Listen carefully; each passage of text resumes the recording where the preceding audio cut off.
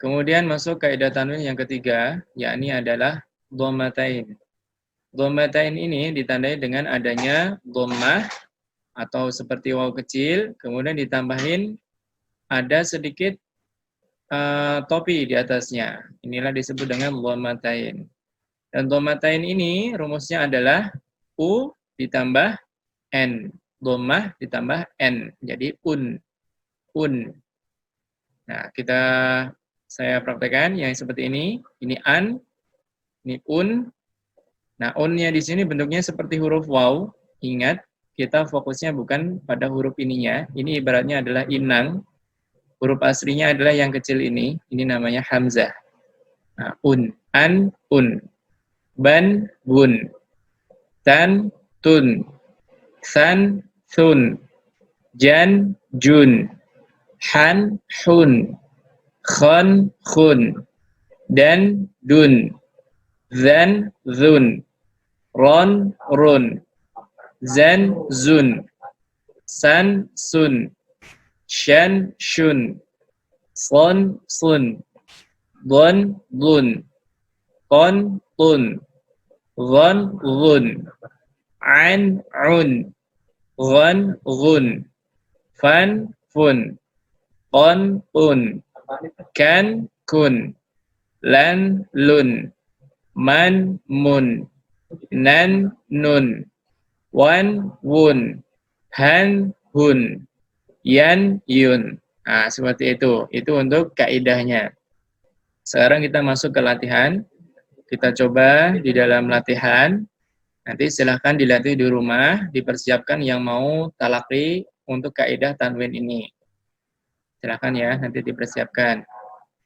Wada'iyan ilahan akhara furatun sa'ighun ma'in sadidin fihi abadan fiha kutubin subulan fijajan syiqaqin ba'idin alimun khabirun lafi syiqaqin makanan suwan fayausun qanutun wahurun ainun rasulun aminun kitabun mubarakun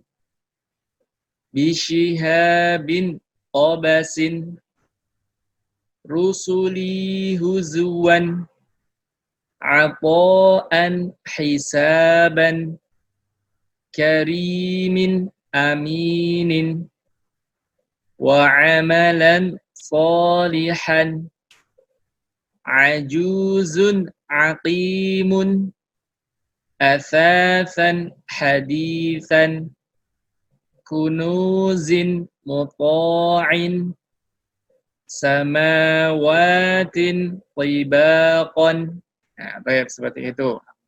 Nah, sampai kepada kaidah ini diupayakan kita sudah bisa membaca lebih cepat, paling enggak seminimalnya pelan-pelan akan tetapi teratur dalam bacaannya. Misalkan pelan-pelan, misalkan wada'iyan ilahan akhara, misalkan seperti itu. Atau misalkan ketemu dengan yang cepat, nah seperti ini, fihi abadan, biasanya suka menjeda di huruf ha dhamir. Nah biasanya suka menjeda di sini, ini harus dipercepat, fi lama karena ada kaidah mad ya di sini, mad i. Kemudian hi-nya cepat karena tidak ada kaidah mad hi-a. Nah, berarti langsung hi-aba, hi-abadan. Jadi ketukan yang sama, seragam. Nah, nanti silakan dilatih.